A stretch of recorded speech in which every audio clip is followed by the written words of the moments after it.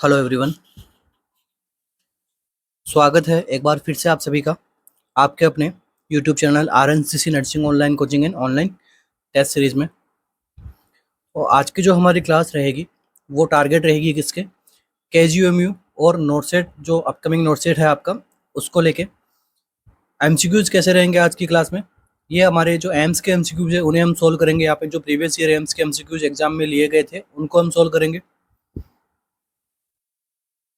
साथ में उन टॉपिक्स को भी थोड़ा बहुत हम डिस्कस करेंगे कि आगे अगर एम इन टॉपिक में से MCQ पूछता है तो कहाँ से MCQ आने के चांसेस रहता है हमारा, तो वो अपन देखेंगे।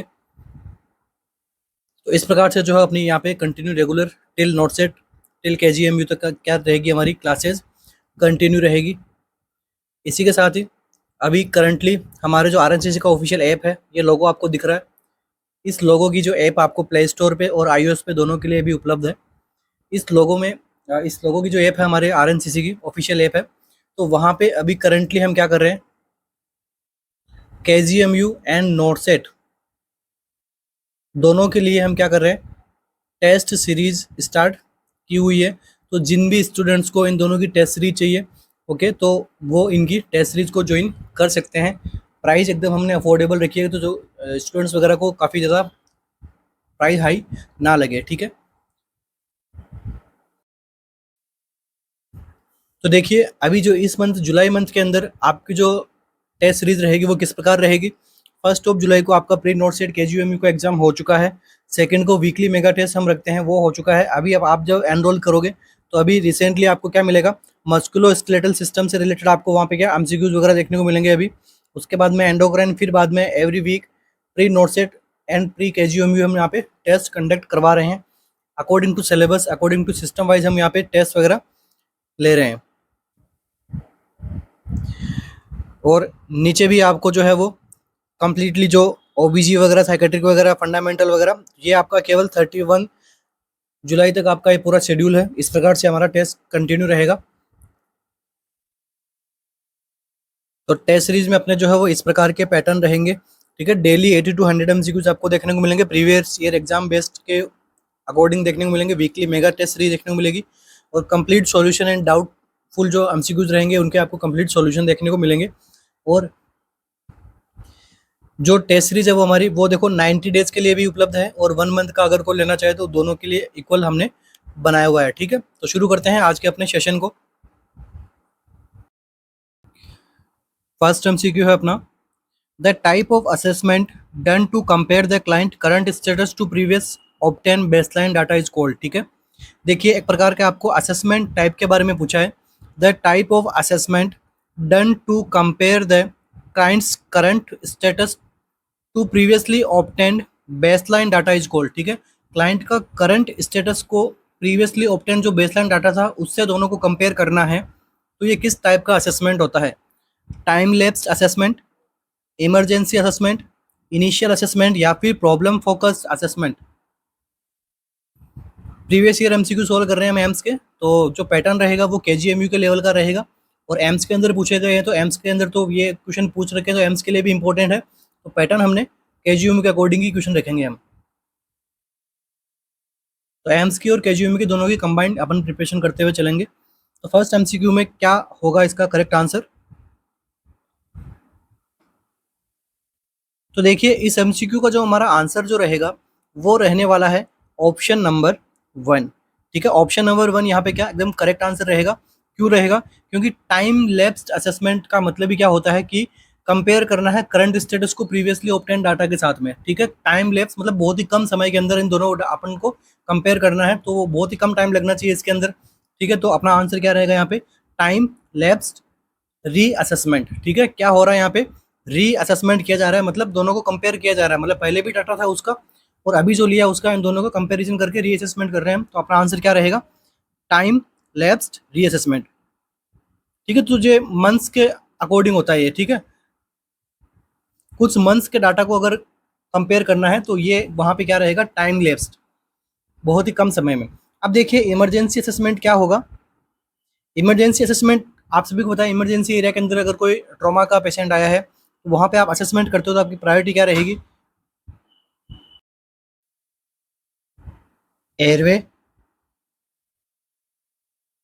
Breathing and circulation. इस प्रकार का असेसमेंट में अपन किस प्रकार का असेसमेंट करते हैं, ये असेसमेंट होता है फोकस्ड असेसमेंट।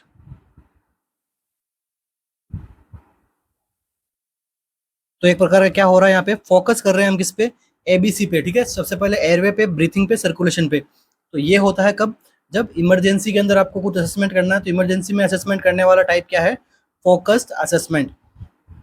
टाइम लैप्स हमने पढ़ लिया, इमरजेंसी असेसमेंट हमने पढ़ लिया। अब होता है क्या, नेक्स्ट इनिशियल असेसमेंट। तो देखिए इनिशियल असेसमेंट में क्या करते हैं, to determine the nature of problem, nature of problem. इससे आपने क्या समझा कि देखो प्रॉब्लम किस प्रकार की है, तो किस प्रकार से आप डिटरमाइन करोगे, पेशेंट की मेडिकल हिस्ट्री से,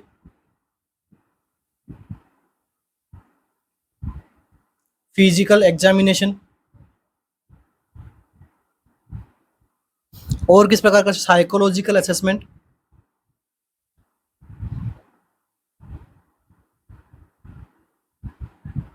इस प्रकार का असेसमेंट किसमें किया जाता है, इनिशियल असेसमेंट, ताकि हमें प्रॉब्लम का नेचर पता लगे कि किस प्रकार की प्रॉब्लम है, किस प्रकार का डिजीज उसको हो चुका है। और फोकस असेसमेंट भी एक तरीका क्या है, यहाँ पे अपन क्या कर रहे हैं, इसके अंदर फोकस असेसमेंट के बारे में मैंने आपको पढ़ाई दिया था, क्या होता है एयरवे ब्रीथिंग सर्कुलेशन का फोकसफुली असेसमेंट करना, लाइक। और इसके अंदर भी हम क्या करते हैं, हेल्थ प्रॉब्लम को असेसमेंट करते हैं। तो इमरजेंसी के अंदर भी इसको किया जाता है, दोनों को। यहाँ पे emergency assessment, focus problem focus, mainly focus किस पे रहता है, जो प्रॉब्लम है उसी पे। तो मेनली कौन कौन सा असेसमेंट होता है, time lap assessment, emergency assessment and initial assessment, ठीक है। फोकस असेसमेंट तो इमरजेंसी से ही एक नया बनाया गया है। तो फर्स्ट एमसीक्यू का हमारा आंसर क्या हो जाएगा, option number A, time lapsed assessment. Next MCQ, newborn maturity rating is done using, ठीक है। न्यूबॉर्न को आप जो मैच्योरिटी की रेटिंग देते हैं वो किसके साथ में देते हैं, मतलब कौन न्यूबॉर्न को मैच्योरिटी रेटिंग देता है, Apgar score, Ballard score, Challender score या फिर Oliander score. Newborn maturity rating scale is done using Apgar score, Ballard score, Chandler score या फिर Oliander score.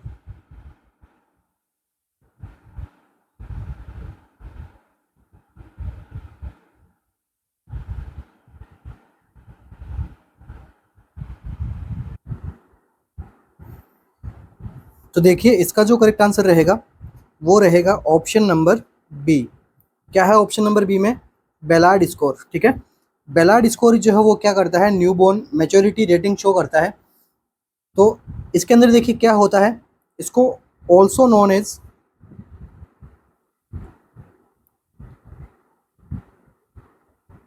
Ballard maturational assessment या फिर इसको बेलार्ड स्केल के नाम से भी जाना जाता है। ये किसने डिस्कवर किया था, ठीक है, डिस्कवर किसने किया था, डिस्कवर करने कौन थे, डॉक्टर डॉक्टर जेन एल बेलार्ड। इन्होंने क्या किया था, इसको डिस्कवर किया था, और ये न्यूबॉर्न की मैच्योरिटी को यहाँ पे शो करता है। अब यहाँ से और क्या एमसीक्यू बनता है, next MCQ, it is commonly used technique for assessment of gestational age, ठीक है। बेबी की जो गेस्टेशनल एज है उसको हम यहाँ से पता लगा सकते हैं, ठीक है। Assessment of the gestational age का भी यहाँ पे पता लगा सकते हैं। इसके अंदर क्या होता है, जो प्री मैच्योर बच्चा होता है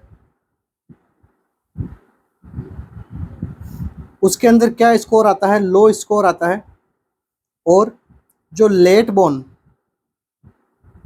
उसके अंदर स्कोर कैसा रहता है, हाई स्कोर रहता है। अब देखिए इनके जो ये स्कोर है, ये स्कोर किन किन बातों पे बेसिस रहते हैं, देखो स्कोर अकॉर्डिंग टू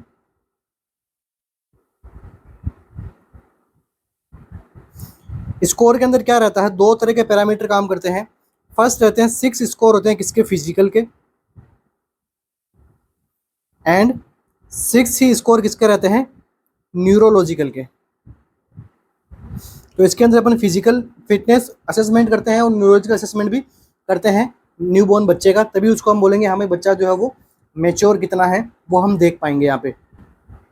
अब देखिए सबसे पहले बात करते हैं कि न्यूरोलॉजिकल में कौन कौन से क्राइटेरिया रहते हैं। क्राइटेरिया के भी एमसीक्यू पूछे जाते हैं, जैसे लास्ट में हमने पढ़ा था ब्राइडन स्केल के क्या क्या क्राइटेरिया होते हैं।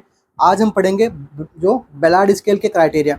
देखो न्यूरोलॉजिकल का आपको असेसमेंट करना है तो देखो आपका क्राइटेरिया रहेगा क्या, पोस्चर कैसा है बच्चे का, उसके बाद में स्क्वायर विंडो, अभी मैं समझाऊंगा आपको स्क्वायर विंडो क्या होता है, आर्म रिकॉइल, इसके बाद में क्या है पॉप्लिटियल एंगल, इसके बाद में क्या आता है स्कार्फ साइन, इसके बाद में last one heel to ear. ठीक है, इन सब के साथ अपन क्या करते हैं न्यूरोलॉजिकल असेसमेंट करते हैं। अब बात करते हैं क्या फिजिकल असेसमेंट की। तो देखिए फिजिकल असेसमेंट में क्या क्या करते हैं अपन, लेन्यू को देखते हैं, इसके बाद में स्किन का टेक्सचर देखते हैं, इसके बाद में प्लांटर क्रीज, इसके बाद में ब्रेस्ट, इसके बाद में mail genital, and last one क्या होता है फीमेल जेनाइटल। तो इनकी बेसिस पे हम क्या करते हैं इसको स्कोर देते हैं, और जो लो स्कोर आता है वो किसको डिनोट करेगा, प्रीमेच्योर को, और लेट, और हाई स्कोर आता है किसको यहाँ पे डिस्क्राइब करेगा, लेट बोर्न चाइल्ड को। ठीक है, और मैच्योरिटी किसकी देखते हैं, फिजिकल मैच्योरिटी देखते हैं, न्यूरोलॉजिकल मैच्योरिटी जो है वो असेस करते हैं इस बेलार्ड स्केल की मदद से। तो देखिए सबसे पहले बात करते हैं पोस्चर की, कि जो बेबी का जो पोस्चर कैसा है नॉर्मल बॉडी का, कि भाई जो आर्म्स को होल्ड कैसे कर रख पाता है। ठीक है, बेबी अपने आर्म्स को कैसे होल्ड रख पाता है, एंड लेग्स को कैसे होल्ड रख पाता है। ठीक है, सिंपल में समझना है तो आर्म्स एंड लेग को बेबी कैसे होल्ड रख पाता है, मतलब अपन किस प्रकार से खड़े होते हैं, ये अपना पोस्चर है, तो बेबी का भी पोस्चर उन्हीं बातों पर निर्भर करता है। ठीक है, अब देखो स्क्वायर विंडो क्या होता है, स्क्वायर विंडो होता है flexibility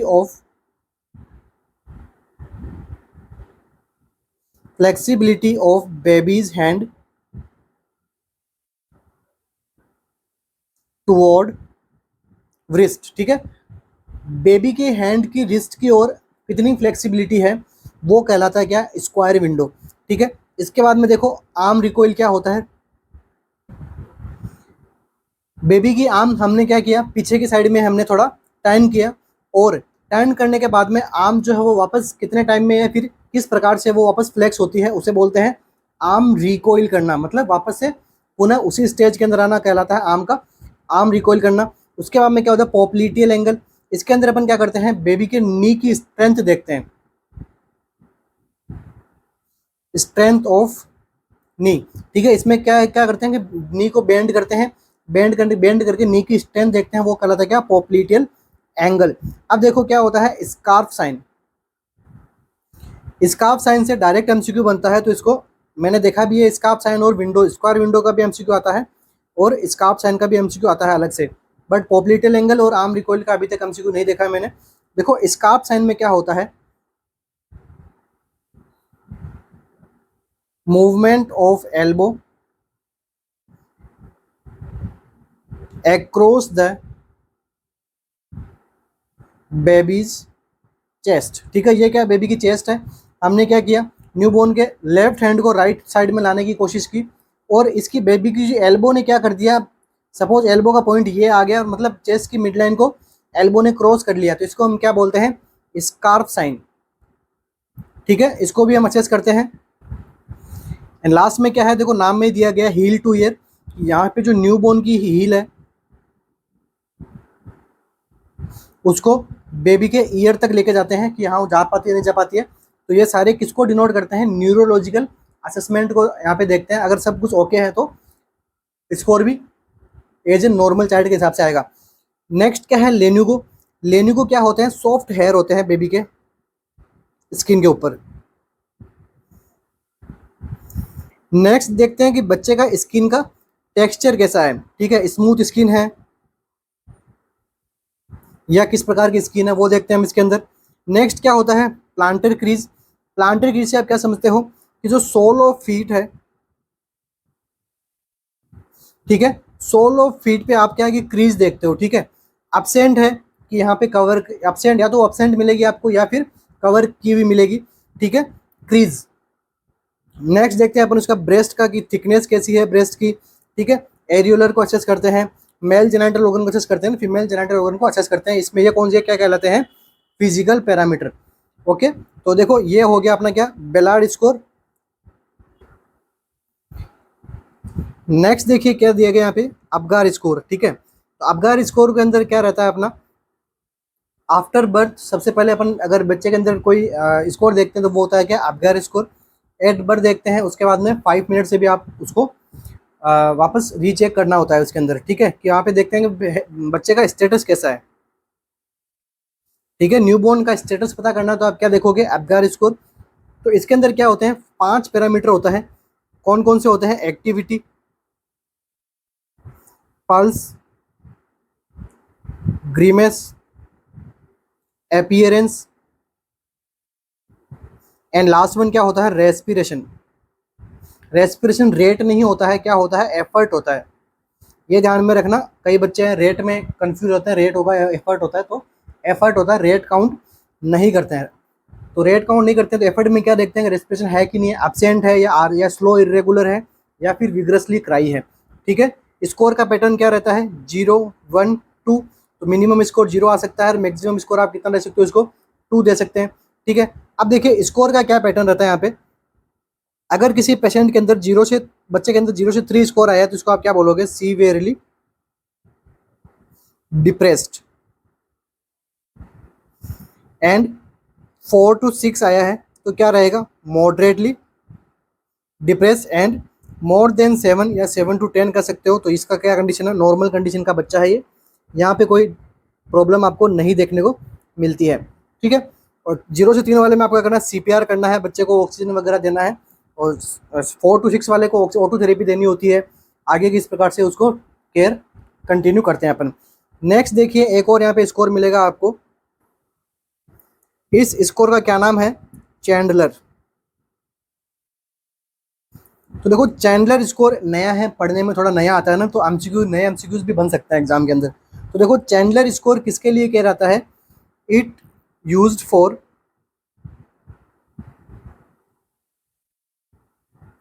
dividing the types of orbital cellulitis, ठीक है। तो ऑर्बिटल सेलुलाइटिस को डिवाइड करने में हेल्प आता है कौन सा स्कोर, चैंडलर स्कोर। तो इसके अंदर क्या होता है, जो ऑर्बिटल सेलुलाइटिस के टाइप होते हैं, टोटल कितने टाइप होते हैं इसके अंदर, 5 टाइप होते हैं। तो इन 5 टाइप को डिवाइड करने में और इनका असेसमेंट करने के लिए जो स्कोर देखते हैं वो कौन सा होता है, चैंडलर स्कोर, ठीक है। और उसी अकॉर्डिंग से इसका क्या रहता है, ट्रीटमेंट क्या रहता है।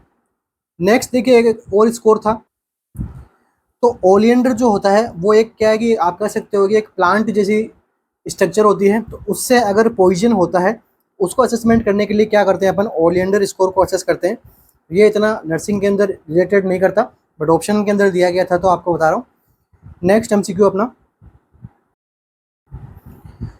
The group at the increase risk for herpes zoster is. ऐसा कौन सा ग्रुप है जिसको हर्पीज जोस्टर की रिस्क क्या है, ज़्यादा रहेगी बजाय बाकी के ग्रुप से।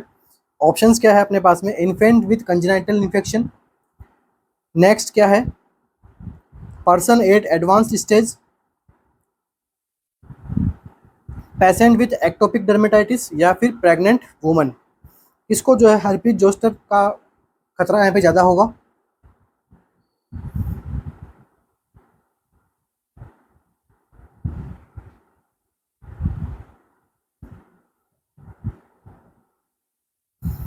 तो देखो हर्पीज जोस्टर जो है वो कैसे फैलता है, तो देखो कोज्ड बाय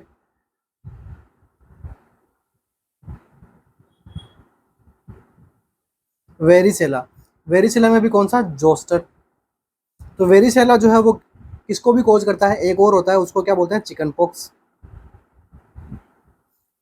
ठीक है, तो देखिए क्या होता है कि वेरिसेला वायरस जो है वो अपनी बॉडी में क्या, नर्वस सिस्टम के अंदर क्या करता है, रिमिटेंट फेज के अंदर चला जाता है, वहाँ पे छिप जाता है जाके। बट बाद में क्या होता है, जब पर्सन की इम्यूनिटी डिक्रीज होती है, इम्यूनिटी डिक्रीज होने की वजह से ये क्या होता है, एक्टिवेट होता है, एक्टिवेट होके वो कोज कर देता है क्या, हर्पीज जोस्टर। इस कंडीशन के अंदर क्या होता है, पेशेंट को पेनफुल ब्लिस्टर वगैरह होते हैं सुपरफिशियल स्किन के ऊपर, इसे क्या बोलते हैं, हर्पीज जोस्टर। कंटेमिनेटेड भी होता है, 1% 20% फैल सकता है। ठीक है, तो ये कहाँ रहता है, ये रहता है बेसल गैंग्लिया। ठीक है, जो बेसल गैंग्लिया का जो पार्ट रहता है वहाँ पे उसके पीछे ये छिपा हुआ रहता है। बेसल गैंग्लिया नहीं, dorsal root of ganglia, ganglia का डोर्सल रूट,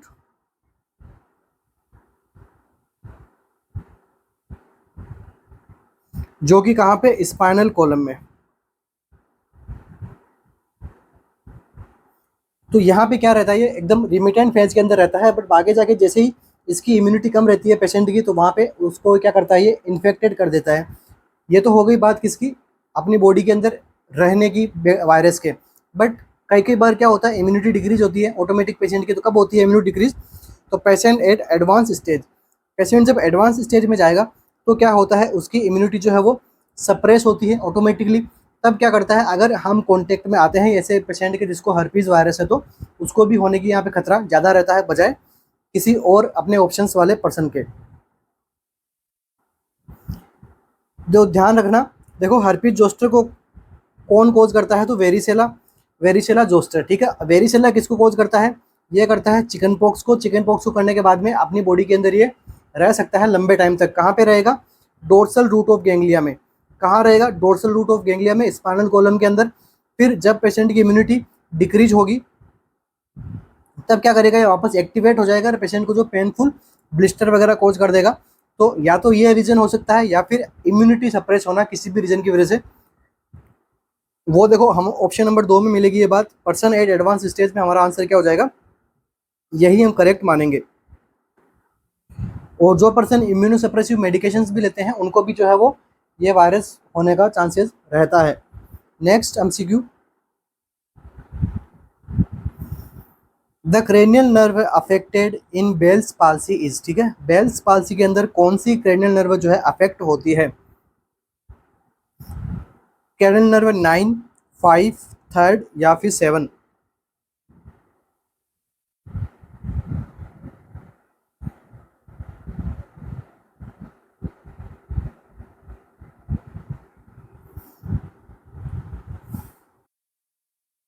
तो क्या रहेगा अपने यहाँ पे करेक्ट आंसर, तो देखिए बेल्स पाल्सी के अंदर क्या होता है, क्रेनियल नर्व नंबर 7 का यहाँ पे क्या होता है, डिफेक्ट देखने को मिलता है। अपना आंसर क्या हो जाएगा, क्रेनियल नर्व नंबर 7। इसके अंदर क्या होता है बेल्स पाल्सी के अंदर, तो देखिए लोअर मोटार न्यूरॉन,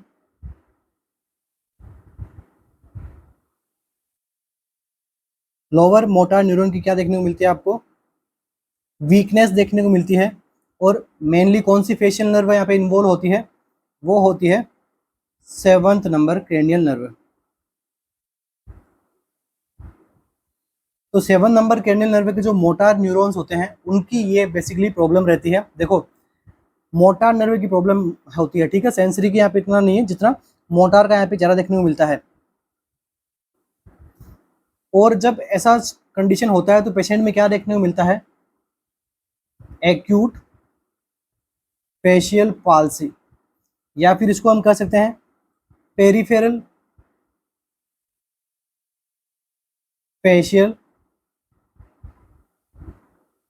पाल्सी। ठीक है, जो पेरिफेरली एरिया रहता है फेस का वो यहाँ पे मेनली टारगेट होता है इस, क्योंकि मोटार न्यूरॉन जो होते हैं वो वहीं पे इसको सप्लाई कर रहे होते हैं। ठीक है, अब इसके देखिए ईटियोलॉजी क्या क्या हो सकती है, कोज क्या क्या हो सकते हैं। सबसे पहले तो अननोन है, इसके अलावा कुछ वायरसेज होते हैं जो बेल्स पाल्सी को या फेशियल पाल्सी को यहाँ पे कंडीशन एराइज कर सकते हैं। कौन कौन से वायरस होते हैं, एक तो अभी हमने पहले ही पढ़ा था, कौन सा, हर्पीज जोस्टर। इसके बाद में सेकंड वन कौन सा बात कर सकते हैं आप? एप्स्टीन बर्ग। इसके बाद में लाइम डिजीज। इन तीनों की रीजंस की वजह से भी क्या होती है, बेल्स पाल्सी जो पेशेंट के अंदर देखने को मिल सकती है। इसके अलावा अगर पेशेंट की जो एज है वो मोर देन 50 ईयर है, या फिर उसको डायबिटिक मेलिटस वगैरह है, तो प्रेगनेंसी है वो भी किसकी, थर्ड ट्राइमेस्टर की, उसमें भी बेल्स पाल्सी देखने को मिल सकती है। अर्ली पोस्टपार्टम पीरियड में भी बेल्स पाल्सी जो है वो देखने को मिल सकती है। तो ये सारे जो है वो कोजेज हैं बेल्स पाल्सी के। अब हम डिस्कस करेंगे क्या, साइन एंड सिम्टम की।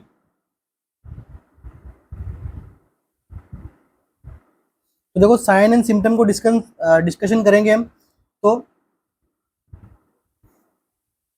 अर्ली सबसे ज़्यादा जल्दी क्या देखने को मिलता है यहाँ पे, तो ये होता है क्या, प्री ऑनसेट। मतलब बेल्स पाल्सी होने से पहले पेशेंट को किस प्रकार का साइन सिम्टम आते हैं। तो यहाँ पे क्या होगा, पेशेंट को ईयर पेन। दूसरा क्या देखने को मिलेगा आपको यहाँ पे, डिस्कुसिस। क्या मतलब होता है, साउंड डिटोरिएशन, डिस्टोर्शन। मतलब साउंड का जो है वो प्रॉपर तरीके से एम्पलीफिकेशन नहीं होगा, डिस्टोर्टेड साउंड वेव आएगी, उसको कंप्लीटली वो सेंस नहीं कर पाएगा कि हाँ मुझे किस प्रकार का साउंड सुनाई दे रहा है। ईयर पेन होगा पेशेंट को, ठीक है, ऑनसेट होने से पहले बता रहा हूँ मैं। और इसके साथ में क्या देखने को मिलेगा, यूनिलेटरल फेशियल वीकनेस।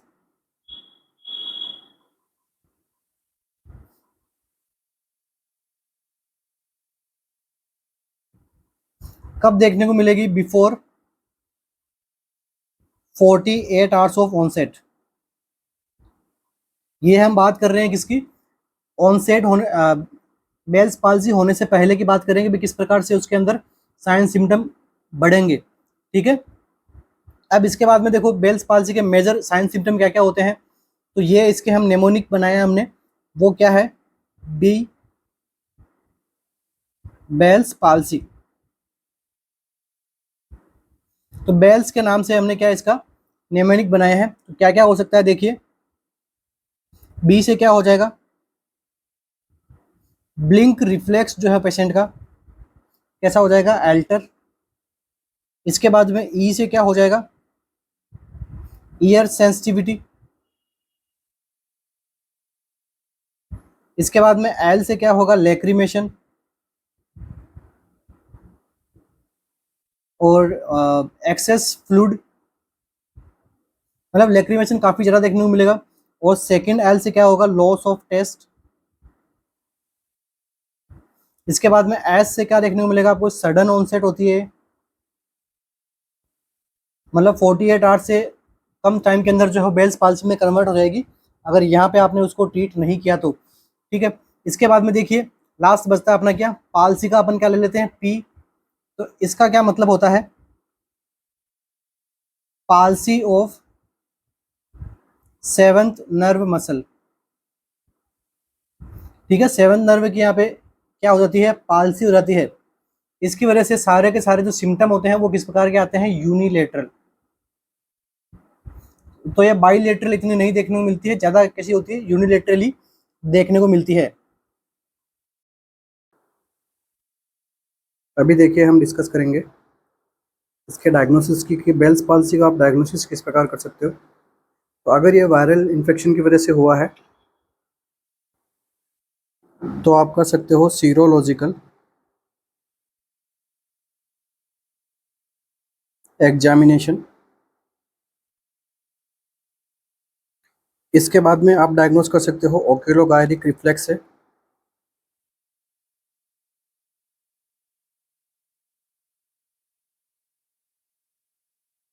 इसे हम बेल्स फिनोमिना भी कहते हैं। बेल्स फिनोमिना के अंदर क्या होता है, जब हम पेशेंट को आईलिड को क्लोज करने के लिए कहते हैं तो अपोजिट आई जो रहती है उसकी जो आईलिड है वो कैसी रहेगी, ओपन रहेगी, ठीक है। तो ये क्या हो गया अपना ओक्यूलोगायरिक रिफ्लेक्स चेक हो गया। इसके बाद में और आप किस प्रकार से चेक कर सकते हो, स्टेथोस्कोप लाउडनेस टेस्ट भी इसके अंदर आप परचेस कर सकते हैं। तो इसके अंदर अगर आपको हाइपर कुछ चीज़ देखने को मिले, इसका मतलब क्या हो गया, इट इंडिकेट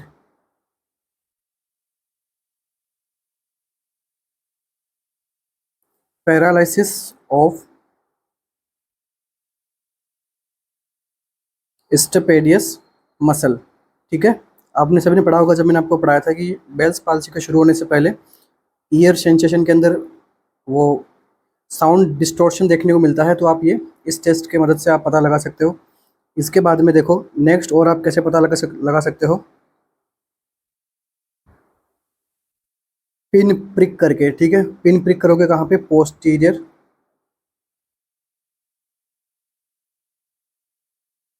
ओरिकुलर एरिया। ठीक है, पोस्टीरियर ओरिकुलर एरिया, अपना ईयर का जो पोस्टीरियर ओरिकुलर एरिया है, वहाँ पे आप पिन को प्रिक करके भी एसेस कर सकते हो। तो इसका सेंसेशन है वो कैसा देखने को मिलेगा, आपको डिक्रीज देखने को मिलेगा। टेस्ट भी कैसा हो जाएगा, क्लाइंट के अंदर डिक्रीज देखने को मिलेगा। ठीक है, तो इस प्रकार के अपन डायग्नोसिस करके इसको हम सोल्व आउट कर सकते हैं, मतलब पता लगा सकते हैं कि हाँ भाई बेल्स पाल्सी हुई है नहीं हुई है। ठीक है, तो अपना आंसर क्या रहेगा, बेल्स पाल्सी के अंदर क्या होता है, क्रेनियल नर्व नंबर 7 अफेक्ट होती है।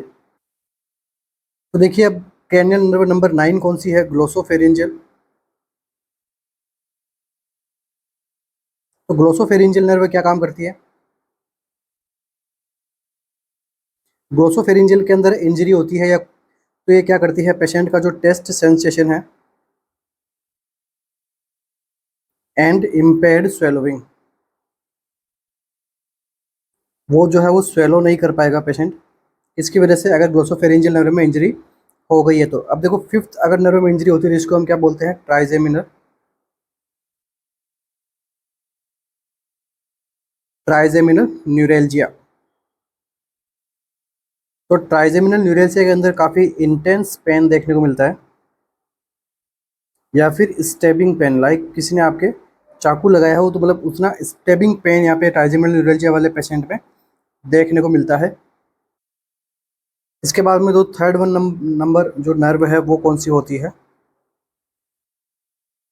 ओक्यूलोमोटर नर्व। तो जो ओक्यूलोमोटर नर्व होती है ये किसके लिए हेल्प करती है, ये करती है आईबॉल मूवमेंट में।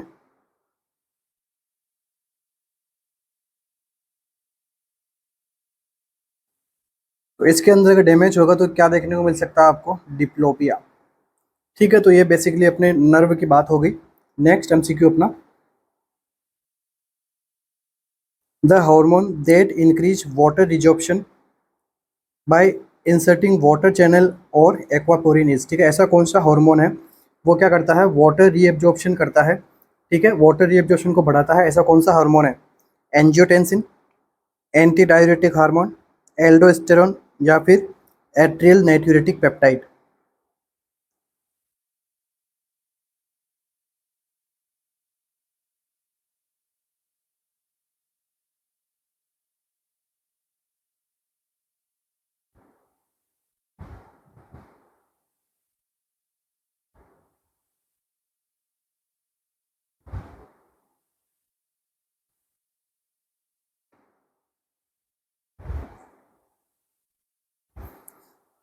तो देखिए इसका जो करेक्ट आंसर जो रहेगा वो रहेगा ऑप्शन नंबर बी। इसे हम क्या बोलते हैं, anti diuretic hormone. Anti diuretic hormone को आप दूसरा नाम क्या जानते हो, vasopressin.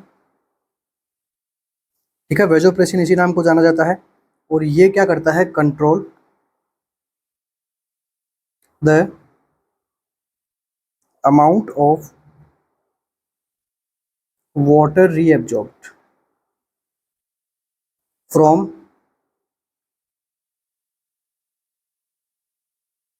Collecting duct and tubules.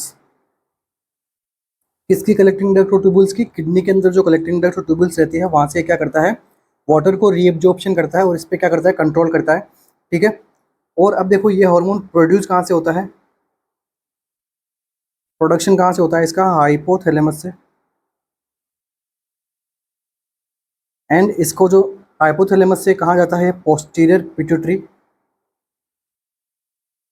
Posterior pituitary क्या करती है, इसको रिलीज करती है एंड इसका स्टोर करके रखती है।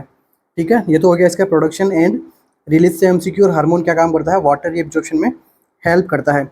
और एक्वापोरिन क्या होते हैं, ठीक है, एक प्रकार के प्रोटीन के बने होते हैं ये क्या करते हैं, प्रिवेंट करते हैं इसके सोडियम एंड पोटेशियम आयन को एक्सपेल आउट होने से। ठीक है, इस एक्वापोरिन का क्या काम हो गया आपको पता लग गया। और ये वाटर का इंक्रीज करता है रीएब्जॉर्प्शन। कौन सा हार्मोन है, एंटी डायूरेटिक हार्मोन, जिसे आप क्या बोलते हो, एडीएच हार्मोन। नेक्स्ट देखिए हार्मोन कौन सा है, एंजियोटेंसिन। एंजियोटेंसिन क्या करवाता है, वेजो कॉन्स्ट्रिक्शन। वेजो कॉन्स्ट्रिक्शन होगा तो क्या होगा, बीपी क्या हो जाएगी, बढ़ जाएगी। ठीक है, इसलिए एंजियोटेंसिन हार्मोन का यूज होता है। और ये किसका पार्ट है, ये पार्ट है इतना रास का। रास की फुल फॉर्म क्या होती है, रेनिन एंजियोटेंसिन एल्डोस्टेरोन सिस्टम। इस सिस्टम का यूज क्या होता है, तो इट रेगुलेट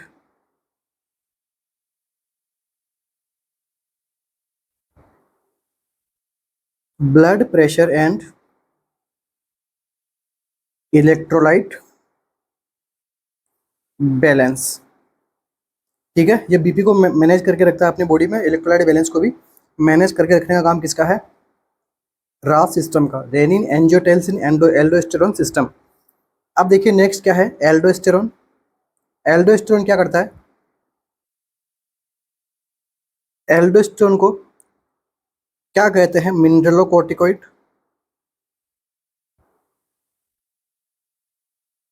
प्रोड्यूस कहाँ से होता है, प्रोड्यूस बाय एड्रिनल ग्लैंड। इसको हम क्या बोलते हैं, सुप्रा रीनल ग्लैंड। ये क्या करता है, सोडियम के कंजर्वेशन को बढ़ाता है एंड पोटेशियम के एक्सक्रीशन में क्या करता है, हेल्प करता है वाया किडनी, सलाइवरी ग्लैंड और स्वेट ग्लैंड और कोलन से। ठीक है, किसका काम हो गया, एल्डोस्टेरोन का। नेक्स्ट क्या बचता है, एट्रियल नेट्रियोटिक पेप्टाइड। तो एट्रियल नेट्रियोटिक पेप्टाइड ये सीक्रेट कहाँ से होता है, सीक्रेट बाय कार्डियक एट्रिया, या कह सकते हो एट्रियम। इसका फंक्शन क्या है,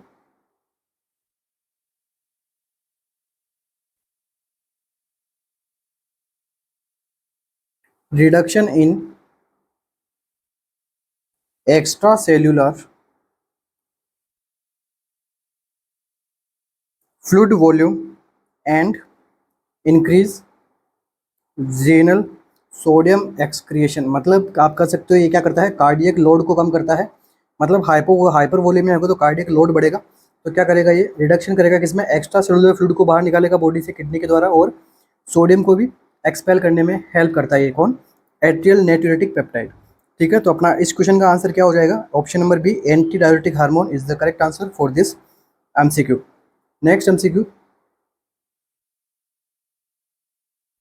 when there is a possibility of log twins being born, when there is a possibility of log twins। ठीक है, log twins कब होता है, बर्थ के टाइम पे log twins की पॉसिबिलिटी कब देखने को मिलती है। मतलब जो ट्विंस बेबी है वो एक दूसरे के इंटरलॉक हो जाते हैं, ये वाली कंडीशन बर्थ के टाइम पे कब देखने को मिलती है। Dichorionic डाइएमनियोटिक twins, first twins has cephalic and second twins has breech presentation, paternal twins, या फिर first twins has breech and second twin has cephalic presentation. क्या रहेगा अपना आंसर यहाँ पे इस एमसीक्यू में।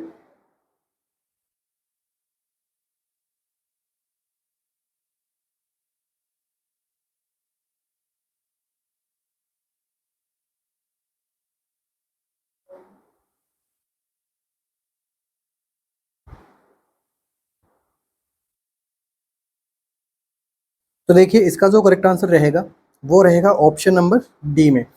तो इसका क्या मतलब हो गया, फर्स्ट ट्विन है वो ब्रीच प्रेजेंटेशन में है, तो इसके सबसे पहले क्या निकलेंगे बाहर, फीट, और सेकंड वाले का क्या निकलेगा सबसे बाहर, हेड। तो इस कंडीशन के अंदर क्या होता है, इंटरलॉक्ड होने के चांसेस ज़्यादा रहते हैं। ये एमसीक्यू पूछा भी गया था, आगे भी आने की संभावना इसकी ज़्यादा रहती है। किसकी कॉम्प्लिकेशन होती है, मल्टीपल प्रेगनेंसी के। ठीक है, मल्टीपल प्रेगनेंसी का टॉपिक हम पढ़ेंगे कभी, तो उसके अंदर मैं आपको बताऊंगा कि किस प्रकार से ये वर्क करता है, किस प्रकार से मल्टीपल प्रेगनेंसी होती है। ठीक है, नेक्स्ट देखिए, diamniotic dichorionic twins है, इसके अंदर ये नहीं देखने को मिलता है, क्योंकि यहाँ पे जो ट्विंस की है वो ऑन कोरियन होती है और ऑन ही यहाँ पे एमनियोटिक होती है। ठीक है, इसलिए इसके अंदर तो ये नहीं देखने को मिलता है। और इसके बाद में सिफेलिक एंड ब्रीच प्रेजेंटेशन, ये तो एक तरीके से अपन कह सकते हैं कि ये कॉमन है। ठीक है, तो ये वाली जो कंडीशन है ये तो कॉमन रहती है मल्टीपल प्रेगनेंसी के अंदर। नेक्स्ट देखिए क्या है, फ्रेटर्नल ट्विंस। ये टर्म को देखो आप ध्यान में रखना, फ्रेटर्नल ट्विंस से एमसीक्यू बन सकता है। तो देखिए फ्रेटर्नल ट्विंस का क्या मतलब हो गया, डाइजाइगोटिक। फ्रेटर्नल ट्विंस का क्या मतलब हो गया, डाइजाइगोटिक। तो इससे आप क्या समझ सकते हो, दे डेवलप फ्रॉम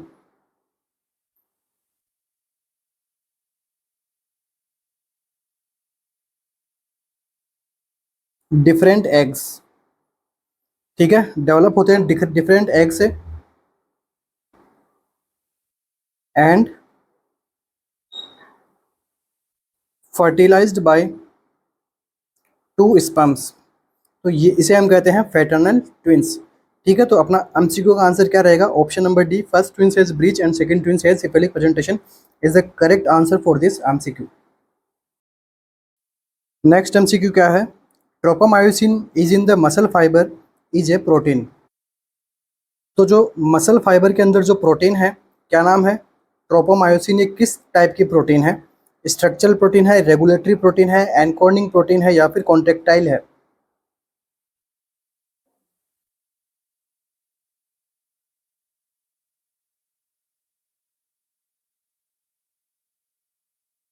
क्या रहेगा अपना आंसर, स्ट्रक्चर है, रेगुलेटरी है, एनकोरिंग है या फिर कॉन्ट्रेक्टाइल प्रोटीन है, ट्रोपोमायोसिन। तो देखिए ट्रोपोमायोसिन जो होता है वो कैसा रहता है, रेगुलेटरी प्रोटीन का टाइप है। ठीक है, ट्रोपोमायोसिन, या फिर इसे आप क्या कह सकते हो, ट्रोपोनिन। ठीक है, रेगुलेटरी मसल फाइबर के अंदर रेगुलेटरी प्रोटीन का ये काम करता है, और ये also part of thin filament. और ये किसका पार्ट होता है, थिन फिलामेंट का पार्ट होता है। अब देखिए जो स्ट्रक्चरल प्रोटीन रहती है वो क्या करती है, मसल को प्रॉपर अलाइनमेंट में रखने का काम करती है, मसल को प्रॉपर क्या देती है, स्टेबिलिटी देती है स्ट्रक्चरल प्रोटीन। तो इसके अंदर कौन कौन से एग्जांपल आएंगे, तो देखिए स्ट्रक्चरल प्रोटीन के अंदर क्या आता है, एक्टिनिन, मायोमेसिन, नेबुलिन, एटसेट्रा। ठीक है, अब देखिए नेक्स्ट कॉन्ट्रेक्टाइल प्रोटीन, ये हेल्प करती है मसल्स के कॉन्ट्रेक्शन के अंदर, और इसके अंदर मेनली क्या रहता है, मायोसिन एंड एक्टिन। तो देखिए यहाँ पे क्या है, एक्टिन है और यहाँ पे है एक्टिनिन। ठीक है, दोनों में यहाँ पे कंफ्यूजन है, तो ये एक कर मत देना। और ये जो है थिक के अंदर भी आपको देखने को मिलता है एंड थिन फिलामेंट के अंदर भी देखने को मिलते हैं, दोनों तरह के। तो इस एमसीक्यू का हमारा क्या आंसर हो गया कि ट्रोपोनिन एक तरह की क्या है, रेगुलेटरी प्रोटीन है। ठीक है, स्ट्रक्चरल प्रोटीन का हमने एग्जांपल देखे हैं, कॉन्ट्रेक्टाइल प्रोटीन का भी एग्जांपल हमने देख लिया। Next MCQ, the Adam's apple is formed by. ठीक है, एडम्स एप्पल है वो किसके द्वारा बनते हैं, cricoid cartilage, thyroid cartilage, epiglottitis या फिर हायोइड बॉन्ड।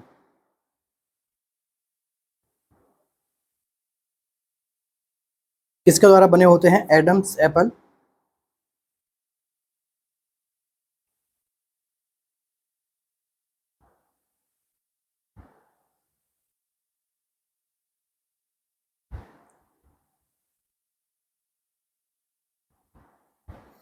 तो जो एडम्स एप्पल होते हैं वो किसके बने होते हैं, थायराइड कार्टिलेज के बने होते हैं। किसके बने होते हैं, एंगल ऑफ थायराइड कार्टिलेज। इसके हम देखिए एपिग्लोटिस क्या होती है,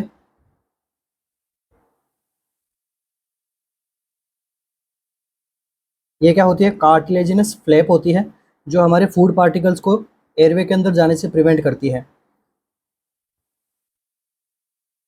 ठीक है, prevent food from entering into larynx. Next देखिए क्या है, हायोइड बोन। तो ये कैसी होती है, यू शेप बोन होती है। कहाँ प्रेजेंट रहती है, एंटीरियर नेक के पार्ट में। नेक्स्ट जो फाइनल होता है क्या है, क्रिकोइड कार्टिलेज। ये कैसा होता है, रिंग शेप का कार्टिलेज होता है और जो ट्रेकिया के ऊपर आपको देखने को मिलता है। ट्रेकिया को हम क्या बोलते हैं, विंड पाइप बोलते हैं। तो ये यहाँ पे आपको देखने को मिलता है। Next MCQ, the causative agent for the disease scrapie belong to the category of. ठीक है, स्क्रैपी का जो स्क्रैपी डिजीज है उसका जो पॉजिटिव एजेंट है वो कौन सी कैटेगरी से बिलोंग करता है, ये आपसे एमसीक्यू पूछा गया था एम्स में। तो देखिए, प्रियन, प्रोटोजोन्स, वायरसेज या फिर बैक्टीरिया।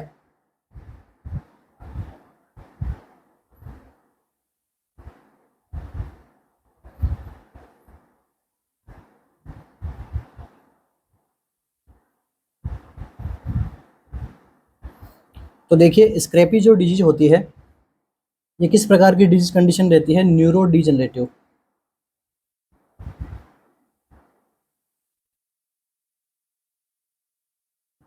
इसके अंदर क्या क्या साइन सिम्टम देखने को मिलते हैं, तो it characterised by twitching, intense itching देखने को मिलती है यहाँ पे पेशेंट के अंदर, एंड एक्सेसिव थ्रस्ट। मेनली किसकी प्रॉब्लम रहती है, ये रहती है शीप एंड गोट्स की। अब इसका जो पॉजिटिव एजेंट है कौन सी फैमिली से बिलोंग करता है, तो आंसर क्या होगा अपना, प्रियंस। ठीक है, पॉजिटिव एजेंट है वो किसकी, कौन सी फैमिली से बिलोंग करता है, प्रियंस। नेक्स्ट देखिए, प्रोटोजोआ।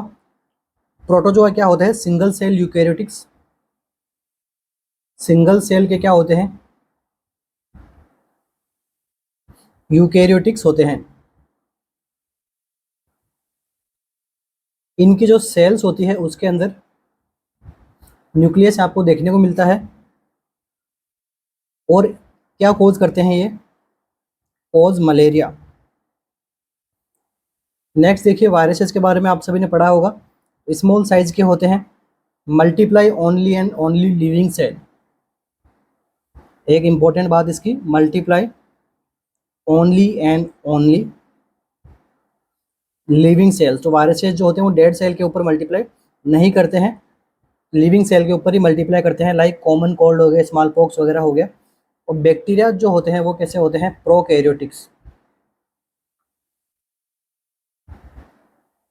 बैक्टीरिया कैसे होते हैं, प्रोकैरियोटिक होते हैं, सिंगल सेल के बने होते हैं।